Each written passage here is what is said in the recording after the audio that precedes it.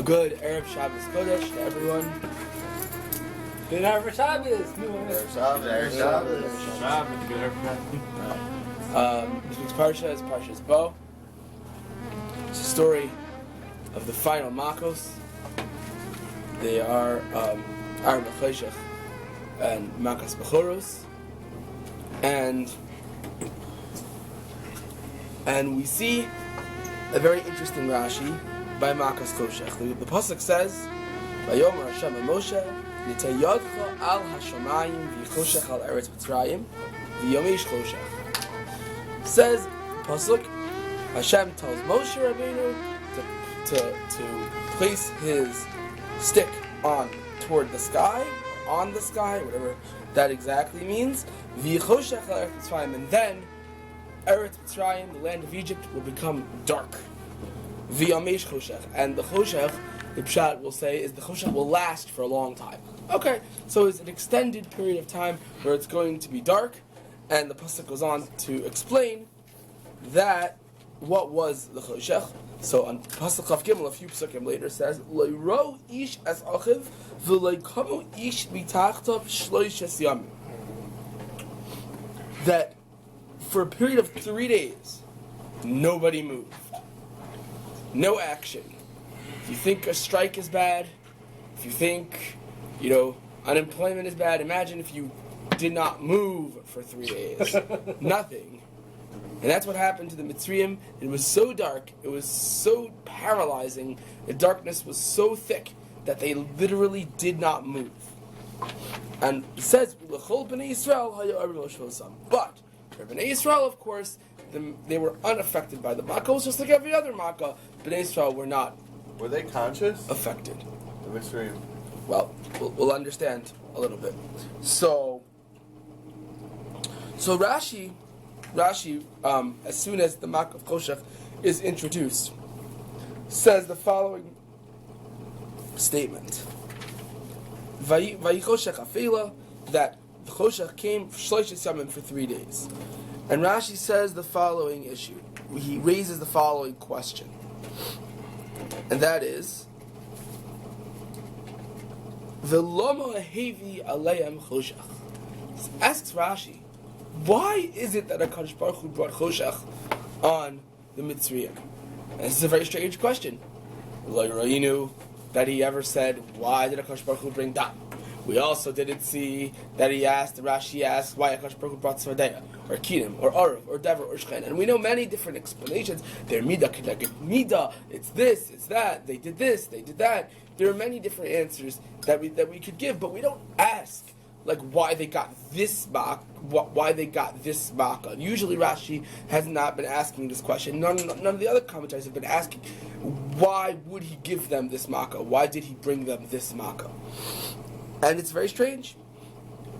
But, nevertheless, Rashi says, Shahayu bi Yisrael ba'is hadar rishayim, or poshim. There were people who were not doing what they were supposed to be doing within the Jews. Shalayhayu roitzim latzeis. That means that not only were they not doing what they were supposed to do, but they actually refused to leave. They were so comfortable in their situation in Egypt that they actually didn't want to leave, despite, of course, being enslaved and living in bitter servitude and oppression from the Egyptians themselves, and still did not want to leave. Umeisu bishloshes yemei afela, and they died during Choshech. And this, says Rashi, is the reason why Hashem brought Choshech to the Mitzrayim. So we understand. Why is that? Because the Mitzrayim, the Egyptians, Hashem did not want to let the Mitzrayim see that Jews were dying as well. He did not want the Jews to suffer the indignity of having the Mitzrayim watch them die. And the question is, although it's a good it doesn't answer our question. At the end of the day, what is going on here? Why is it that HaKadosh Baruch Hu is good? So he punished. Couldn't he have done it in other ways? Couldn't he have taken the Mitzrayim to the back, to the whatever, and not giving them Choshech v'lei kamu ish mitachtov. They had to not move, not be able to move, not be able to. What if they were just blind and they could not? They could move, but they were just blind. Not good enough. Not good enough. So why is it not good enough? Why couldn't they just be blind? Why couldn't they be blinded by the sun or some other way? Choshech that was so paralyzing that they literally could not move. So the yakar comments on Rashi and he asks our question. He says, I don't understand. Why all of a sudden is Rashi coming up with a pirush, with a commentary trying to understand that this makkah needs to come for this reason. Otherwise, HaKadosh Baruch Hu would have no reason to bring this makkah. It has to come because Kollel Yisrael are sitting, and because we shouldn't, and because he's concerned that the Mitzrayim should not see Kollel Yisrael's downfall. What's the message of such a thing? And the yakar says the following. He says, he says that the reason why this is such a shver makkah, this is such a difficult makkah to understand, is because in every single makkah, the main point of view of Hashem was dictating towards Mitzrayim, almost like a parent getting frustrated with his child. Okay, here's your chance. Wise it up, do the right thing, and set Bnei Yisrael free. Do tshuva, say, finally cry uncle, say it's too much, and let Bnei Yisrael out. And says the yakar, we see by Choshech, such a paralyzing, difficult situation that they were literally unable to move.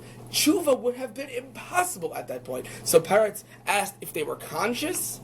Says the yakar, they were not conscious enough to do tshuva. They weren't able to have thoughts of changing themselves during that makkah. That's how little conscious they had. That's how paralyzing and how difficult makas Choshech was for the Mitzrayim. So says the yakar, Rashi's bothered. Why would Paro bring a makkah on the Mitzrayim that they couldn't do tshuva for? Why would Hashem bring? That's right. Sorry. Why would Hashem bring? Well, Paro brought the makkah because of what he did. but why would Hashem bring a makkah on the Mitzrayim? It doesn't give an opportunity for Paro and the rest of the Mitzrayim to do tshuva. What's the purpose of such a makkah? He understood each time. There's a warning. There's a back and forth.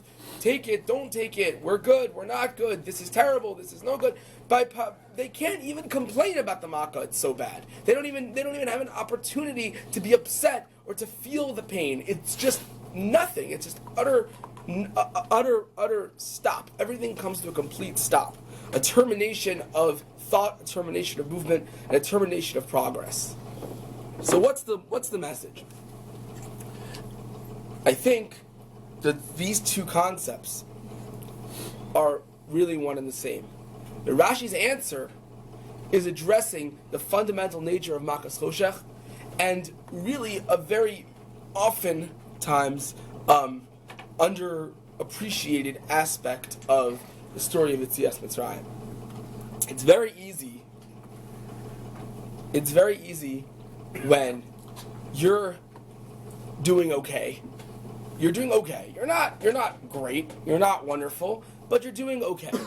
And you see other people who are not doing very well.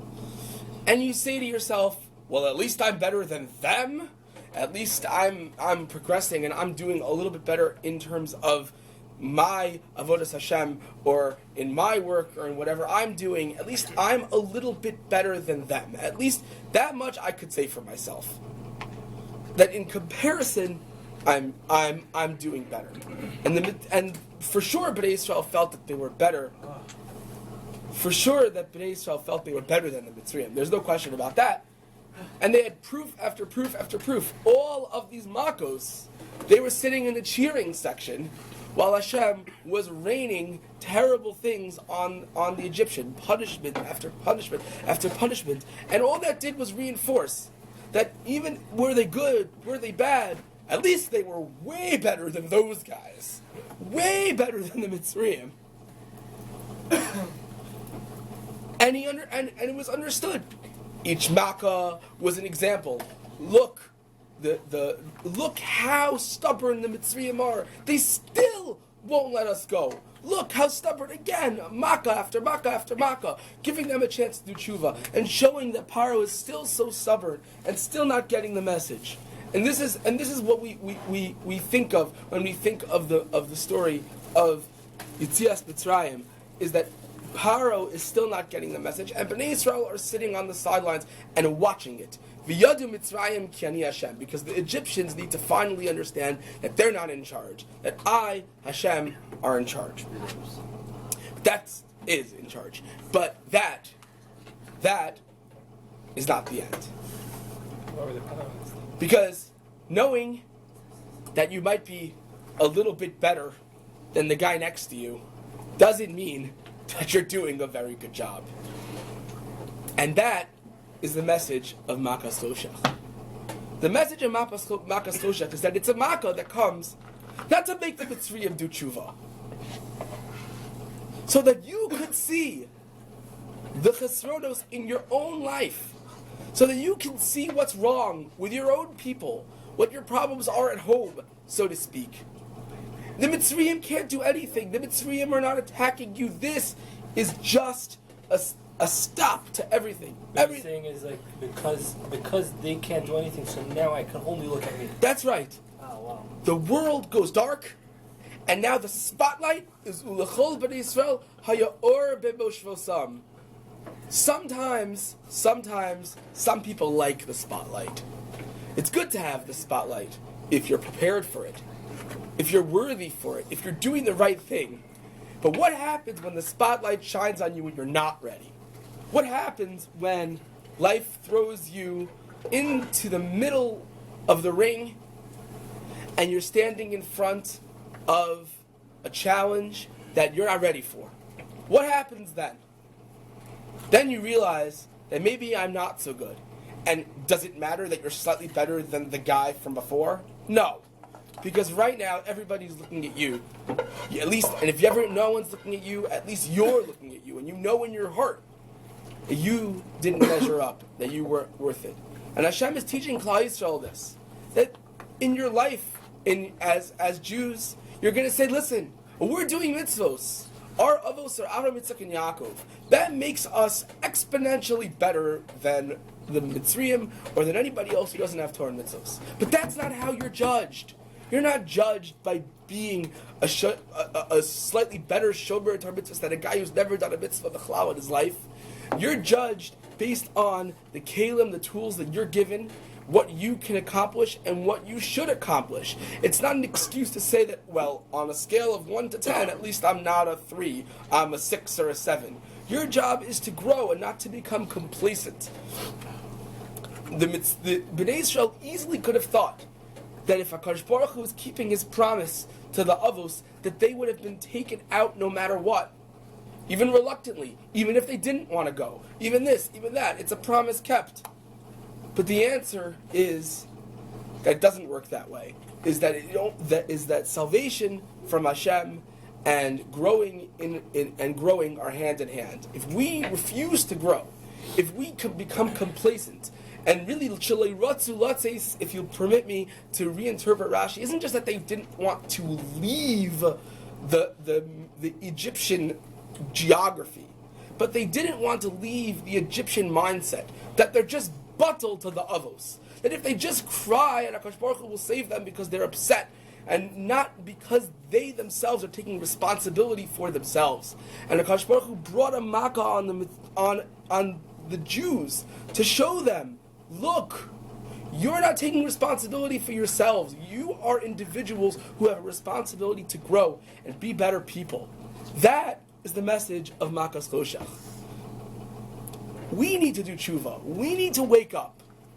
And only when the spotlight was shown on us, only when the chol b'nei Yisrael hayaor b'moshvosam, did we finally get that message and merit the Yitzias Mitzrayim that came afterwards.